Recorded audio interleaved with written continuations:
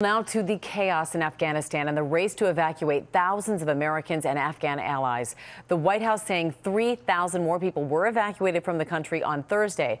But Kabul airport is still surrounded by people desperate to flee the Taliban as the situation grows even more dangerous. Ian Pannell is in Kabul with the latest on all of that. Good morning, Ian.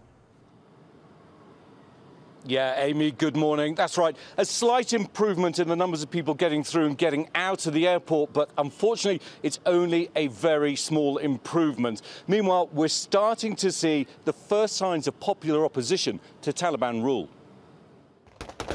This morning, urgent attempts to escape outside the Kabul airport. 15,000 Americans and up to 60,000 Afghans who've helped the US desperate to leave the country. One shocking moment as an infant can be seen handed to US troops over the razor-wired wall.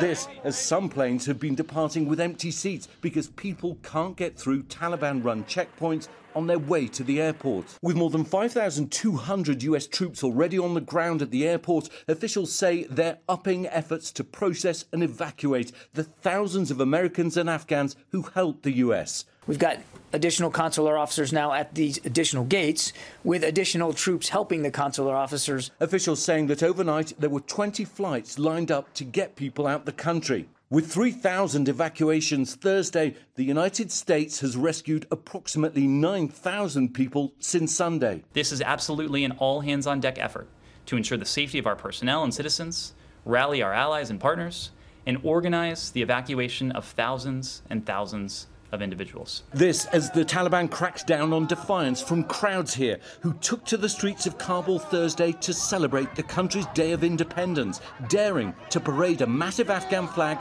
through the streets. The Taliban breaking up the demonstration with gunfire. The American citizen David Fox is stuck in Kabul with his wife and child, desperate to leave the country. At one point, making it to the airport, but getting turned away. We decided, on the advice of my State Department friend, to make a run for the airport. I actually got whacked with, with one of these, fan belts for not moving fast enough. And it's not just Americans desperate to get out. There are reports that Taliban officials are now conducting door-to-door searches for people who worked with US allied forces. ABC News has received audio from a human rights lawyer, Kim Motley, of an Afghan military pilot still in the country pleading for help.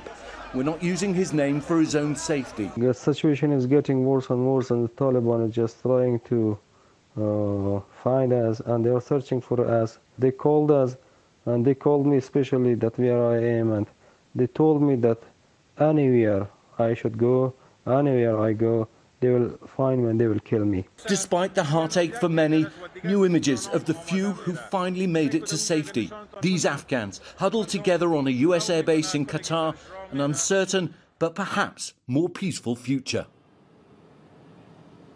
Well, guys, we've been inundated with heartbreaking messages, desperate for help from Afghans, from American passport holders, many of whom have tried to get to the airport and have been beaten back by the Taliban. What they're using are these thick rubber fan belts from vehicles, and they're using that to beat a lot of the people as well as firing weapons in the air. But finally, let's just spare a thought for the millions of Afghans who don't have any kind of escape strategy. They're locked at home indoors, living in fear because of the Taliban. Will? Bearing a thought indeed. Ian Pannell all over the dynamic situation in Kabul. Ian, thank you. Well, hey there, GMA fans. Robin Roberts here. Thanks for checking out our YouTube channel. Lots of great stuff here. So go on, click the subscribe button right over here to get more of awesome videos and content from GMA every day, anytime. We thank you for watching, and we'll see you in the morning on GMA.